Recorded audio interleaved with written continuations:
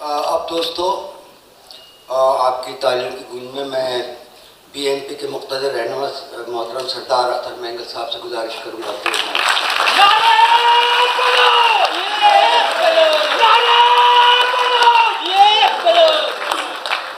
بسم اللہ الرحمن الرحیم. حاضرین مجلس، اسٹیج پر بیٹھے ہوئے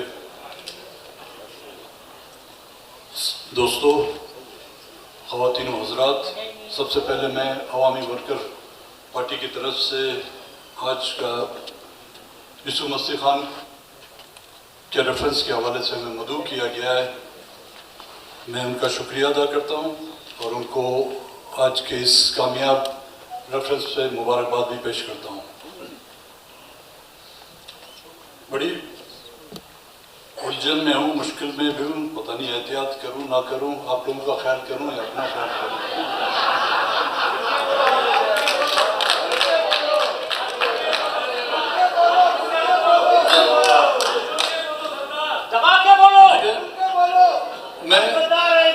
میں آج سے جن بوتوں پر یقین نہیں رکھتا،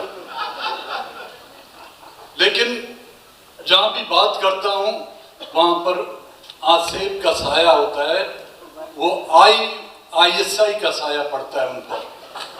تو آپ لوگوں کی بھی اجازت سے خراج عقیدت پیش کروں گا، خراج تحسین پیش کروں گا یوسف مستی خان صاحب کو.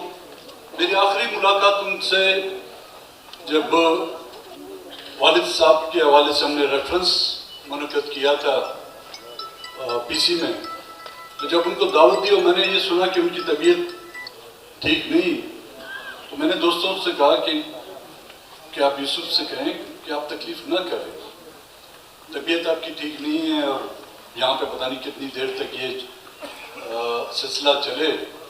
تو انہوں نے کہا کہ نہیں، میں اس کو اپنا فرض سمجھتا ہوں، اور وہ آئے. لیکن وہاں پہ بھی ہم نے محسوس کیا کہ اس کی طبیعت بگڑتی جا رہی تھی، اور جس پر اس نے ان سے معذرت کی اور وہاں سے رخصت ہوئے. اور وہی رخصت جو ہے ان کی ہمیشہ سے ہم سے رخصت ہی ہوگی. کچھ حقائق ان کا ہمیں اعتراف کرنا ہوگا، کچھ حقیقت پسند ہمیں ہونا پڑے گا. یوسف کے نظریات سے، سوچ سے بہت سے لوگ اختلاف رکھتے ہوں گے، اور یہ ان کا حق ہے. ہم ان کے اس حق کو نہ چھیننا چاہتے ہیں، لیکن اس کی جدوجہد اور اس کی سٹرگل سے، چاہے جس انداز میں بھی تھی، اس سے کوئی انکار نہیں کر سکتا.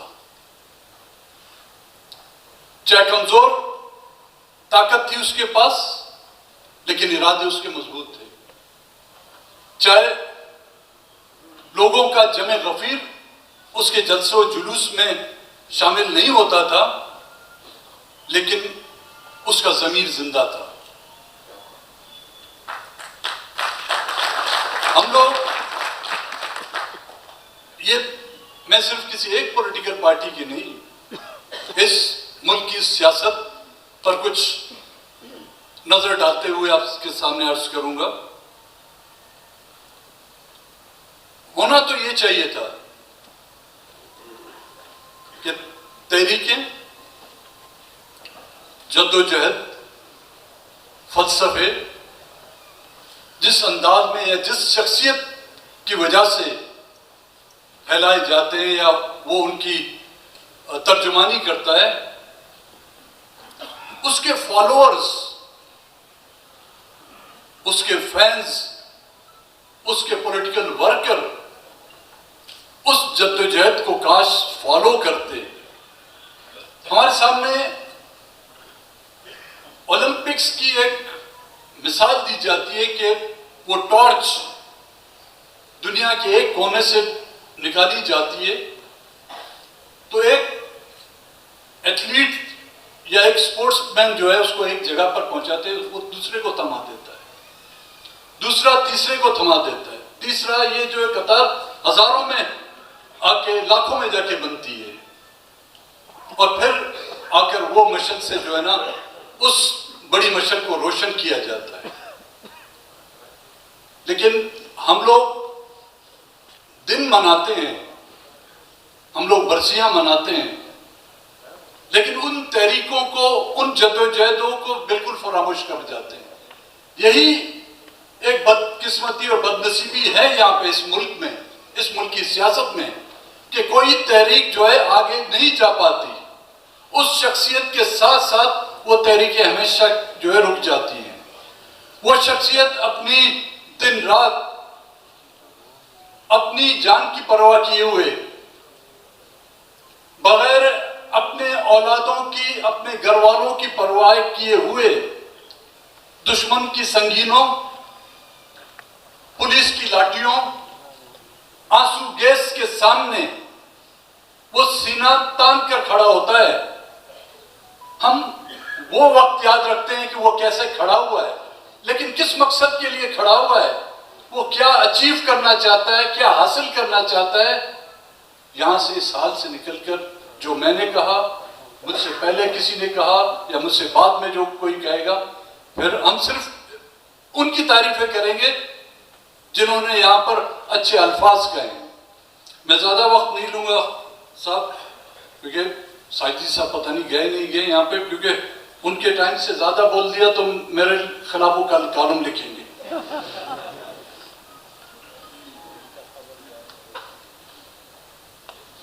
آج کل جو کچھ یہاں پر ہو رہا ہے اس ملک میں،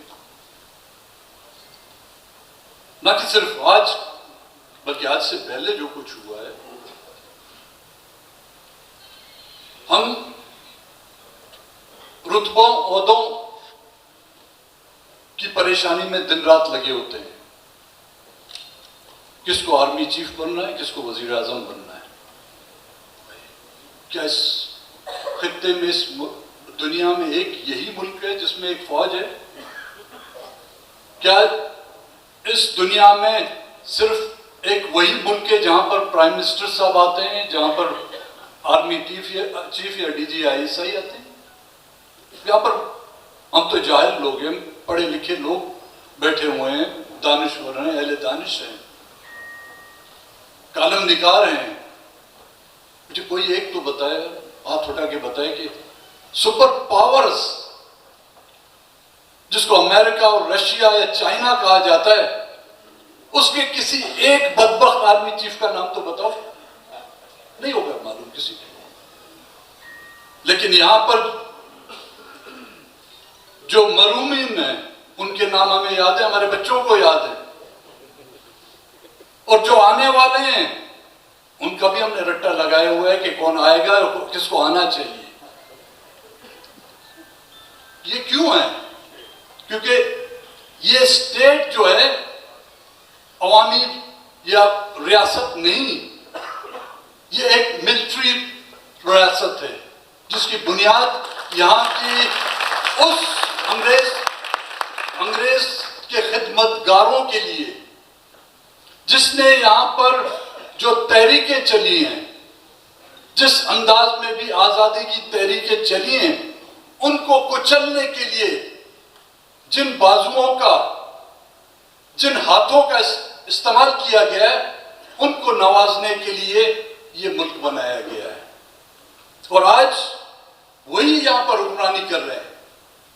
آپ یہ سمجھتے ہیں کہ کل عمران خان حکمرانی کر رہا تھا، یا اس سے پہلے نواز شریف حکمرانی کرے گا، یا آج شہباز شریف حکمرانی کر رہا؟ نہیں، سب غلط ہے۔ وہ جھنڈے کا جو ڈنڈا ہے وہی یہاں پر حکمرانی کر رہا ہے۔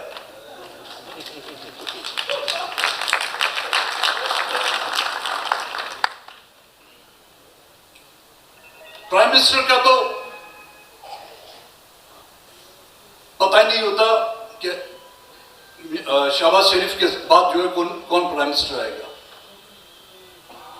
یہ بھی ہمیں پتا تھا کہ عمران خان کو نکالنے کے بعد کون آئے گا۔ کل وہاں پر بیٹھے ہوئے تھے، کوئی کہہ رہا تھا، لیکن لمٹ تو نہیں ہے نا جی، اسکائی از دا لمٹ۔ تو کہہ رہے تھے کہ چیف کے جانے کے وقت جو ہے ہمیشہ کھانے ہوتے ہیں یا الوداعی کھانے ہوتے ہیں. تو میں نے بولا بھائی انتظار کرو, مجھے لگتا ہے کوئی لنگر لگنے والا ہے ابھی. ایسے جو حالات ہوتے ہیں تو وہ لنگر کے جو ہے لگنے کے حالات ہوتے ہیں. اور یہ حالات اچانک نہیں پیدا ہوتے یہاں پر. ہم تو بدیاتی الیکشن تک دیکھتے ہیں. وہ قوتیں جن کے ہاتھوں سے یہ دنیا کی حکومتیں بنتی ہیں اور حکومتیں بگڑتی ہیں, وہ اپنی پلاننگ جو ہے آج سے 10 سال پہلے کر چکے ہوتے ہیں. میں آپ کو مثال دیتا ہوں. کس کو معلوم تھا کہ سوویت یونین میں جو ہے افغان انقلاب آئے گا, لیکن ضیاء الحق صاحب پہلے پہنچ گئے. کس کو معلوم تھا کہ 9/11 کا واقعہ ہوگا, لیکن چیف ایگزیکٹو صاحب مشرف صاحب وہ پہلے ہی پہنچ چکے. اور ایسے ہی حالات جو آج کے دن کے میں جو حالات دیکھ رہا ہوں, وہ سندھی ہم چونتا کہ اسان جی دیگ میں بس اور تو جی دیگ میں بھی علائے چھو بس تھے چھے چھاتی ہے. ہم تو جب سے یہ ملک بنائے ہم نے کوئی ایک دن جو ہے سکھ کا سانس نہیں دیکھا. کبھی اپنے پیاروں کے لیے, کبھی اپنی بچوں کے لیے در پدر کی ٹھوکریں کھائی ہم نے. ایوانوں میں بھی ہم گئے, ایوان والوں کے پاس بھی ہم لوگ گئے, ایوان دانوں کے پاس بھی ہم لوگ گئے, لیکن کوئی سنوائی نہیں ہوئی. مسنگ پرسنز کب سے یہ معاملات شروع ہوئے ہیں؟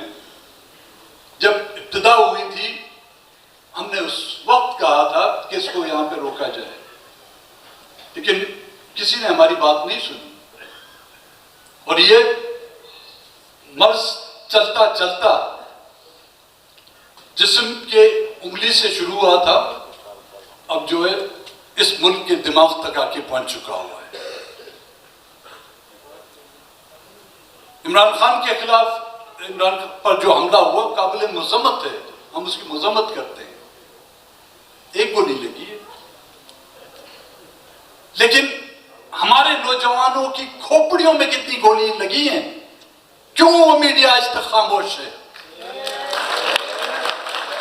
کبھی اس کی ایک ٹانگ کو دکھاتے ہیں تو کبھی اس کی دوسری ٹانگ کو دکھاتے ہیں. ملتان کے ہاسپٹل میں 500 انسانوں کی لاشیں تھیں, انسانوں کی.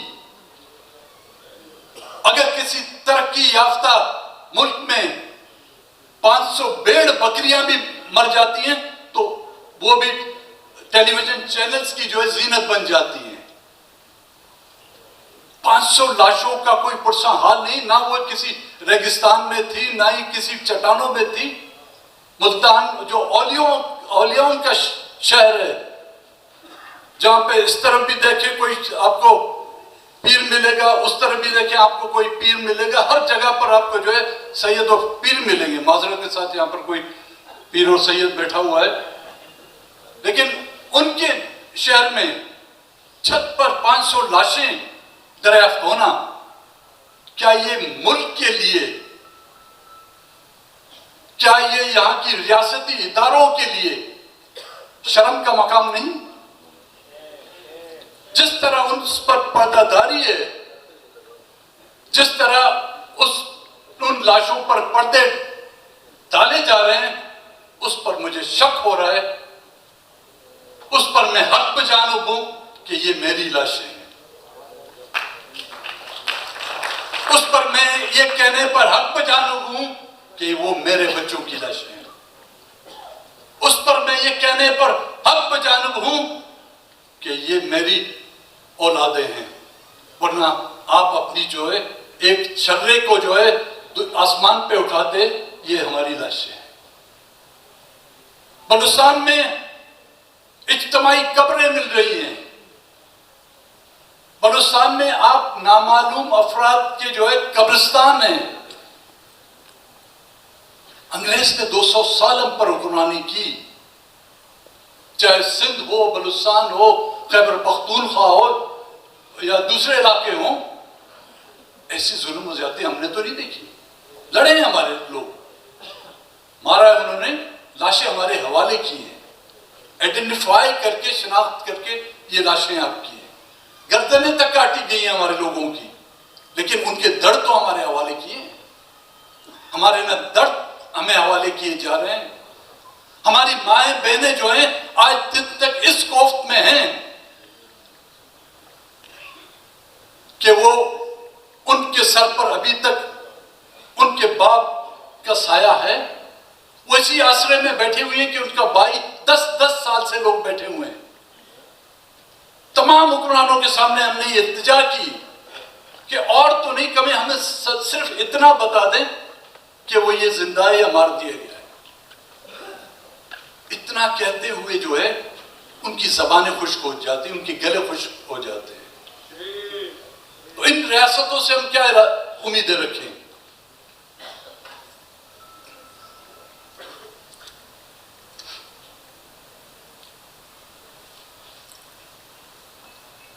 کنٹرول ڈیموکریسی ہے فرام دا ڈے ون. کبھی کسی کو لایا جاتا ہے، کبھی کسی کو لایا جاتا ہے. ہمیں فارمی مرغوں کی طرح آپس میں لڑایا جاتا ہے، اور جب ہمارے جسم سے سیاسی پر نکلنے لگتے ہیں تو وہ بیٹھے ہوئے وہاں پر تماشا دیکھتے ہیں. ہم اپنی چونچوں سے اپنے جسم کی جو ہے بوٹیاں نوچتے ہیں. والد صاحب نے ایک انٹرویو میں کہا تھا کہ تمام تر گناہ وہ کرتے ہیں، لیکن جب کالت کا وقت آتا ہے ہم سیاسی اکابرین جو ہیں، سیاسی لوگ اپنا منہ بڑے احترام سے ان کے سامنے پیش کرتے ہیں کہ جتنا ملنا ہے کالک اس کے منہ پر، ہمارے منہ پر مر دو. اور یہ حقیقت ہے، اسے کوئی انکار ہی نہیں کر سکتا. اور خدا نخواستہ کوئی ایک معمولی سا چہرے کا حصہ کالک سے بچ جاتا ہے تو ہم اس انتظار میں ہیں کہ یہ تو گیا، اگلا آنے والا چیف جو ہے نا وہ ہمارے منہ پہ اچھی طرح مل لے گا. اور حقیقی جمہوریت کا مجھے کوئی امکان نہیں لگتا اس میں. ہم جتنا چیخیں، جتنا چاہیں، کیونکہ اقتدار میں آنے والے شاہراہ جمہوریت پر پہنچنے کے لیے وہ بڑی بڑی جدوجہد کرتے ہیں. وہ مجھے بھی ساتھ اپنے کنٹینر پر بٹھاتے ہیں، آپ لوگوں کو بھی اپنے ساتھ کنٹینر پر بٹھا دیں گے. لیکن جس دن ان کی گاڑی شاہراہ جمہوریت پر پہنچی وہ فوراً اس کو موڑ جو ہے پریڈ گراؤنڈ پر لے جاتے ہیں.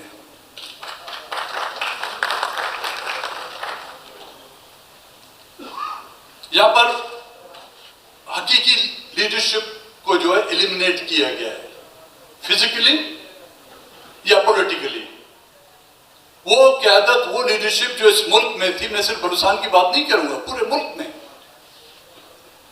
ان کو سیاسی طور پر اتنا مایوس کیا گیا، اتنا ان کو ٹارچر کیا گیا کہ وہ یا تو سیاست سے کنارہ کش ہو گئے یا عمر کے اس حصے میں پہنچ کر وہ ہم سب پر کندھوں پر وہ ذمہ داری دے کر ہم سب سے رخصت ہو گئے.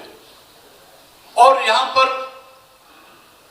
عسکری پولٹری فارم میں بنے ہوئے سیاستدانوں کو جو ہے سامنے لایا گیا ہے. اور آج جس انداز میں بھی حکمرانی ہو رہی ہے، چاہے وہ کل کا عسکری نواز تھا یا آج کا عسکری نواز ہے، ان کے ہاتھوں میں دے دی گئی ہے. خلائی مخلوق آج تک آپ تو نہیں سن رہے نا، آپ سن رہے نا، ہم سن رہے ہیں.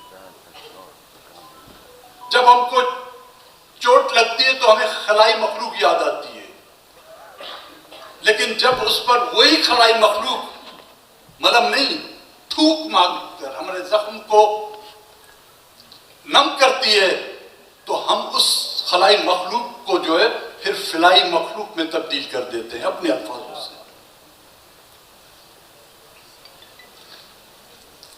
मजहर साहब ने कहा था कि जी पॉलिटिकल, मजहर साहब मेरे ख्याल में गए, पॉलिटिकल पार्टियों का इकट्ठा होना, बिल्कुल मैं इससे इनकार नहीं कर सकता कि यहाँ पर तमाम वो पॉलिटिकल पार्टियाँ जो एक सोच, एक नज़रिया, एक फिक्र रखते हैं और वो अवाम की जद्दोजहद और अवाम को इक़्तिदार या अवाम को स्ट्रगल का सरचश्मा समझते हैं, उनका इकट्ठा होना ज़रूरी है।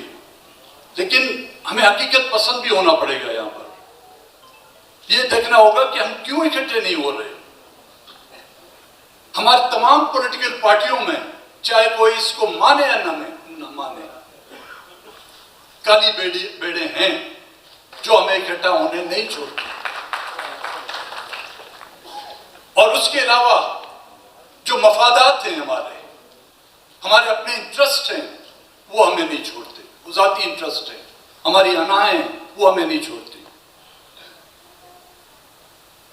और हुए भी हम इकट्ठे, लेकिन टूट क्यों गए, अलग क्यों हुए, उन पर भी हमें गौर करना चाहिए कि जो इकट्ठे थे उनमें से हम एक थे, एक से 10 कैसे बने हैं। उसकी सबसे अहम बड़ी वजह कि हम उनके बनाए हुए उस सर्कस में, जिसको पार्लियामेंट कहते हैं, हम उसकी दौड़ में जो है एक दूसरे के साथ इकट्ठे नहीं हो पाते। आए तमाम वो पॉलिटिकल पार्टियां बैठ के ये आज अहद करें कि इस मुल्क के पार्लियामेंट में हमें नहीं जाना। आओ बैठ के जद्दोजहद, मैं आपको गारंटी देता हूं मैं आप लोगों के साथ हूं। लेकिन जिस वक्त लाइट हाउस का टावर से वो सिग्नल आना शुरू हो जाते हैं, तो फिर हमें कौम, जबान, मुल्क और अपनी आवाम हम भूल जाते हैं। हम उस टावर की तरफ भागते हैं और जो हमें असेंबलियों से जो इक़्तिदार तक ले जाता है। बड़ी बड़ी नवाजिश